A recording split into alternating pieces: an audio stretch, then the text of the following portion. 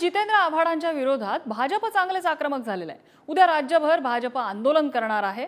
या संदर्भात भाजपतर्फे ही माहिती देण्यात आलेली आहे। जितेंद्र आव्हाड यांनी मनुस्मृती संदर्भात आंदोलन करताना त्यांच्या हातून डॉक्टर बाबासाहेब आंबेडकर यांचा फोटो असलेलं एक पोस्टर फाडलं गेलं होतं। त्यांनी यानंतर माफी मागितली, मात्र तरी सुद्धा अजित पवारांची राष्ट्रवादी आणि भाजप दोन्ही आक्रमक झालेले आहेत। भाजप उद्या या प्रकरणात राज्यभर आंदोलन करणार आहे।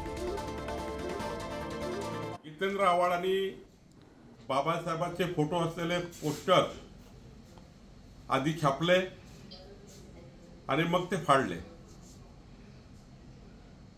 जितेंद्र आव्हाडाच्या विकृत मानसिकतेचं प्रदर्शन त्यांनी केलं।